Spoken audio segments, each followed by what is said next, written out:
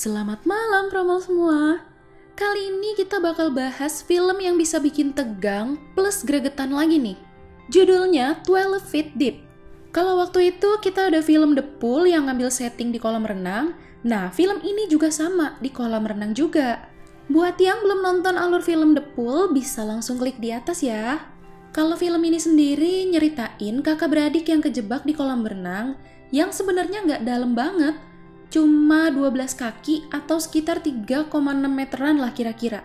Tapi kenapa bisa kejebak ya? Penasaran? Sabar dulu. Sebelum lanjut ke alur cerita lengkapnya, boleh dong klik tombol subscribe-nya dulu, gratis kok. Kalau udah, yuk langsung aja kita ke alur ceritanya. Oke, kita mulai. Di pembukaan scene ada Brie yang diperanin sama Nora, Jen Nuni, lagi berenang sendirian nih. Ada juga manajer kolam renang yang lagi nempelin pemberitahuan nih kalau kolam renang bakal tutup selama libur panjang akhir pekan ini. Gak lama adiknya Brie, si Jonah, yang diperanin sama Alexandra Park sampai juga nih di Ketea Aquatic Center, tempat mereka berenang itu. Di lain scene ada wanita parubaya yang dipergokin sama si manajer, kayaknya lagi mau ngambil uang dari tempat nyimpen barang-barang pengunjung yang ketinggalan atau hilang gitu.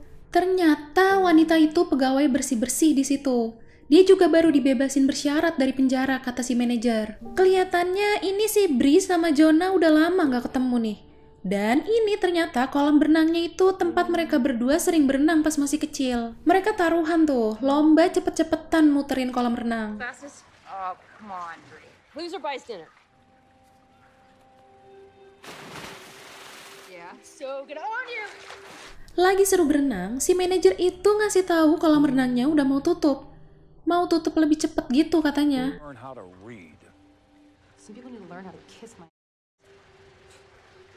Udahlah, mereka naik tuh. Nah, niatnya si Brie ini mau ngasih lihat cincin tunangannya sama Jonah. Tapi pas dia cari di tas nggak ada. Oh ya, ini karena mereka datangnya udah kesorean, loker kan udah ditutup, jadi mereka naruh tasnya di bangku deket kolam. Si Brie yakin banget naruh cincinnya itu di tas. Tapi kok bisa hilang gitu ya? Tiba-tiba nih si Jonah nunjukin ke Brie kalau dia ngelihat sesuatu kayak cincin gitu. Kesangkut ditutup saringan di dasar kolam.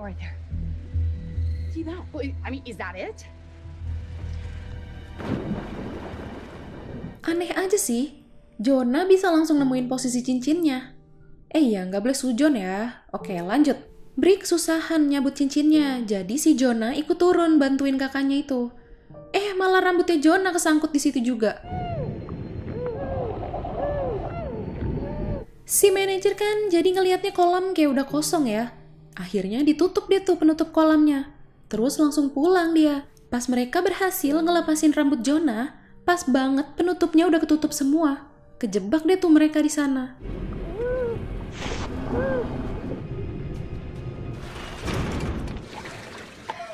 Nyoba teriak minta tolong juga nggak ada yang jawab, udah kosong kan? Jonah panik nih, karena kan ini kolam renangnya bakal tutup libur panjang akhir pekan ini. Brie nyoba nenangin Jonah yang makin panik. Terus dia ngajak Jonah buat nyoba dorong penutupnya itu. 1, 2, 3. Tapi nggak bisa-bisa. Secara itu keras ya, penutupnya dari fiberglass atau serat kaca gitu. Abis itu mereka keliling tuh.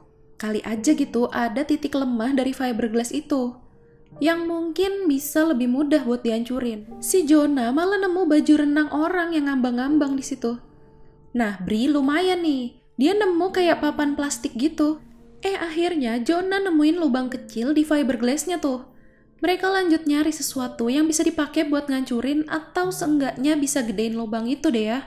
Brie nyoba ngegesek-gesekin lubangnya pakai papan plastik yang tadi dia temuin. Ya, siapa tahu kan bisa kekikis gitu, makin lama makin gede. Namanya juga usaha ya.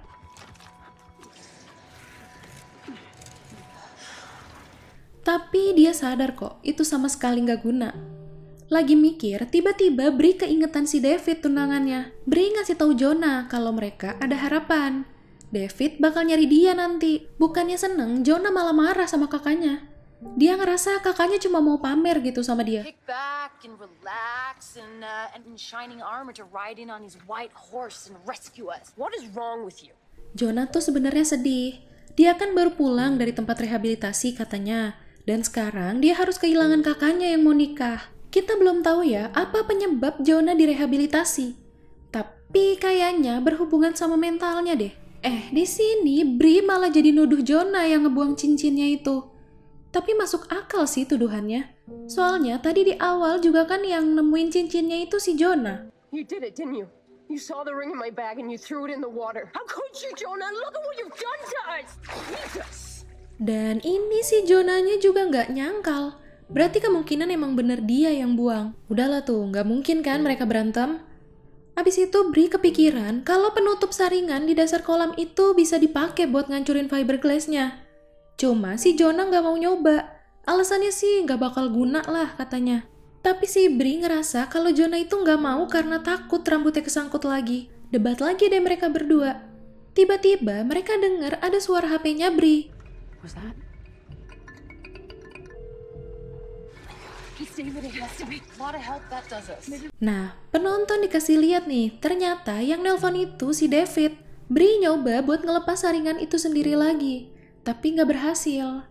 Si Jonah terus-terusan berpikir negatif aja nih, bukannya bantuin coba. Akhirnya, debat lagi. Tapi si Jonah ngelihat Bree kayak kurang sehat. Bree juga baru ngasih tahu Jonah kalau dia punya diabetes. Dia butuh insulinnya yang ada di tas. Kalau enggak, dia bakal koma katanya. What is it? Headache. Your eyes are bugging out. You can barely stand. Blood sugar's low. I'm diabetic. What? Nah, akhirnya Jonah mulai mau ikut usaha nih nyari jalan keluar. Setelah tahu kakaknya sakit kali ya. Jonah yang ngeliat bekas luka bakar di tangannya Bree, dia akhirnya minta ceritain apa sih yang sebenarnya terjadi. Soalnya dia masuk panti rehabilitasi tuh ternyata karena kejadian itu. Bree bilang kalau ayahnya mereka itu kayak monster. Sering mabuk-mabukan juga. Sampai suatu hari ayahnya lagi mabuk, terus ngerokok. Pas nggak sadarin diri, rokoknya jatuh ke bantal. Pas banget jatuh di samping kepalanya. Ya terus ngebakar ayahnya itu. Nah katanya disitulah si Bree kena kebakar pas mau ngangkat ayahnya itu. Tiba-tiba mereka dengar ada yang datang tuh. Ternyata itu si wanita yang kerja bersih-bersih di situ. Bukannya nolongin, si wanita itu malah buka-buka dompet terus ngambil uang mereka juga. Sambil sosok nanya kenapa mereka kejebak di kolam. What the hell are you two doing in there? We got trapped. Can you let us out? Yeah, hang on a minute. Oh, thank God. Oh my God, we've been trapped in here. Terus si wanita itu matiin CCTV dulu tuh. Pasti mau ngelakuin sesuatu yang gak bagus nih orang. Mereka udah seneng ya, ada harapan. Si wanita itu minta password HP Bree, seakan-akan mau bantuin mereka. Ya si Bree percaya aja ya, dikasih deh tuh kodenya. What's with all the questions? Are you gonna let us out or not? I have your phone and it's blinking. Looks like it needs a password. Si wanita itu cuma malah baca-bacain SMS dari David. Ngeliat-ngeliat isi galerinya Bree. Gak bener nih orang. Wanita itu juga bilang ke mereka kalau dia baru 9 bulan bebas dari penjara. Dan banyak utang juga. It's really tough, you know? I just got out of lockup like 9 months ago and cut me back to part-time and that's why I'm so behind on rent. All this stupid bills. Ya jadi dia emang udah ada niat dari awal mau ngambil semua yang Bree punya. Sampai akhirnya dia nanya pin ATM-nya si Bree. Jonah ngelarang Bree buat ngasih pinnya. Karena dipikir Jonah si wanita itu ya cuma mau meres duitnya Bree aja. Karena kelamaan mikir, si wanita itu matiin pemanas airnya dong. Buat ngancem mereka biar cepet ngasih pinnya. What did you do? Nothing. You know, it does get real nippy here at night, you know? The whole, like, desert air, The heater, she turned it off. Ya udah, terpaksa Bree ngasih pin ATM-nya. Ya, dengan harapan si wanita itu benar-benar bakal ngeluarin mereka. Terus si wanita itu pergi mau ngecek ke ATM-nya dulu tuh. Di sini juga si Bree kelihatan makin lemes nih. Jonah juga ngecek Bree terus, takutnya tiba-tiba Bree nggak sadar gitu kan. Nah ini si Jonah akhirnya mau nyoba ngelepasin saringan itu. Cuma belum sampai dasar kolam dia kayak takut gitu terus naik lagi. Dia ngecek Bree lagi. Ternyata udah hampir nggak sadar tuh. Untung pas dibangunin masih bisa sadar. Bree! Come on, Bree, wake up! Wake up! Wake up! Come on! Nah si wanita itu balik lagi nih. Tapi tetap nggak mau bukain juga. Soalnya uang di ATM-nya katanya dikit banget. What the? How long have you been there for? you got what you wanted. Are you gonna let us out of here or not? I mentioned you only had $80 in your account. Dia juga beralasan kalau dia tuh di posisi serba salah. Kalau dia bukain mereka, mereka pasti bakal laporin dia ke polisi kan? Jadi katanya, mungkin dia bakal lebih milih buat ninggalin mereka aja, biar mereka mati di sana. Kesel banget jelas ini mereka berdua. Sampai akhirnya si Jonah pura-pura mau ngomong sesuatu sama si wanita itu. Tapi si wanita itu disuruh ngedeket ke lubang. Pas dia ngedeketin kupingnya ke lubang, si Jonah langsung nusuk kupingnya pakai papan plastik yang tadi udah dia tajemin ujungnya. Well, I told you girls, everything happens for a reason. Something okay, but I don't want my sister to hear. It can only be you. Okay. Come on, I can't even hear you. Okay. Go! Get down! Wanita itu makin marah tuh. Dia buka saluran klorin di dalam kolam itu. Banyak banget klorin yang disembur ke dalam kolam. Smell that? Hurry. For the cleaning system. Yes!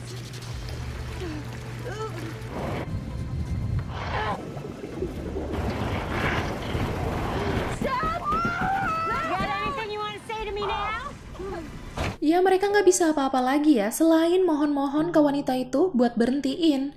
Akhirnya diberhentiin deh tuh. Sekarang si wanita itu malah minta cincinnya si Bree.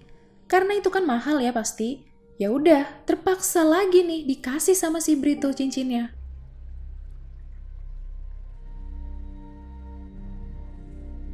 Di sini nih kelihatan si Bree kayak baru kebangun gitu pas ada orang yang datang. Ternyata itu David yang datang. Tapi di situ kita nggak lihat ada Jonah ya. Si David bilang ke Bree kalau dia nggak bisa ninggalin Jonah. Tapi Bree bilang dia udah nggak kuat. Abis itu dia kebangun dan ternyata itu cuma mimpinya Bree. Kayaknya di sini tuh seakan si Bree kayak udah mau nyerah gitu. Tapi dia dikasih mimpi yang bikin nguatin semangat dia lagi demi Jonah. Pas dia bangun ini, dia malah ngeliat Jonah udah mau ngebeset lehernya tuh. Untung berhasil ditahan sama Bree. Si wanita itu buka pesan suara dari David, yang isinya si David bakal hubungin polisi kalau dalam 5 menit Bree nggak ngerespon juga. Akhirnya si wanita itu bilang ke mereka kalau dia bakal ngebukain penutupnya. Tapi dia juga bakal langsung pergi dari situ. I used to be just like you. I used to have everything. You know, I'll go away in like 1 second. I'm gonna hit the code now. I'm gonna be here. I'm gonna ever see you two around here again. Do you get that? We just write this whole thing off to... Pas dia coba buka, ternyata kodenya udah diganti sama manajernya. Si wanita itu juga nggak bisa apa-apa. Ya udah, dia pergi tuh karena takut dipenjara lagi. It's taking so long. I got a problem. What? Code's not working. Bree sekarang udah makin lemes nih. Tapi di situ si Bree ngaku satu hal ke Jonah. Jadi Bree tuh tahu ayahnya sering mesum ke Jonah. Dan yang pas ayahnya kebakar itu, sebenarnya Bree kebakar juga karena sengaja nahan ayahnya biar kebakar sekalian. Dia ngelakuin itu semua demi Jonah. Jonah akhirnya juga sadar kalau kakaknya itu benar-benar sayang sama dia. Abis itu, Jonah ngambil baju renang tadi yang dia temuin buat dijadiin alas senderan kepala kakaknya. Setelah dengar cerita yang sebenarnya, ketakutannya Jonah langsung hilang. Dia langsung berani dan usaha terus-terusan buat ngangkat saringan itu sendiri. Akhirnya dia kepikiran buat pakai baju renang yang tadi itu, buat bantuan dia narik saringannya. Bener aja tuh, akhirnya bisa keambil saringannya.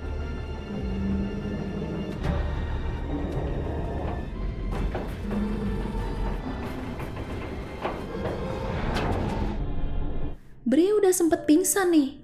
Si Jonah langsung nyoba ngasih napas buatan. Untung masih bisa sadar lagi si Bree.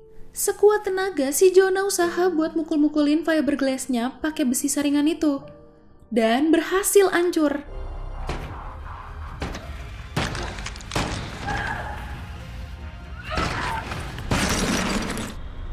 Akhirnya mereka berhasil juga keluar dari kolam.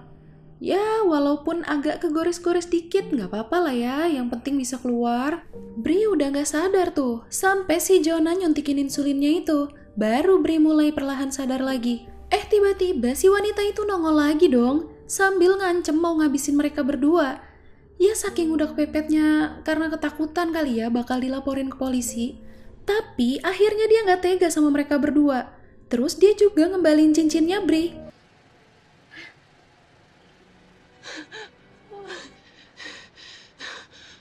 Abis itu Jonah nelpon 911 buat minta bantuan. Jonah juga sama sekali nggak ngelaporin si wanita itu. Terus nyuruh si wanita itu cepet-cepet pergi dari sana. Nah, pas sadar si Bri bingung nih. Kok bisa cincinnya ada di Jonah? Jadi dari tadi itu dia belum sadar sepenuhnya ya.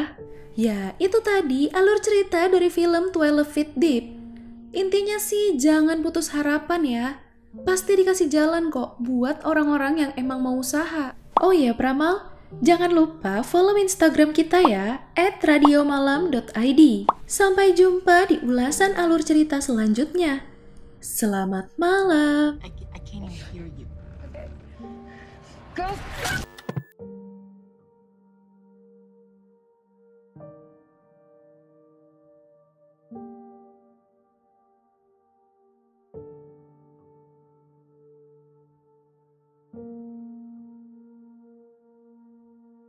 Thank you.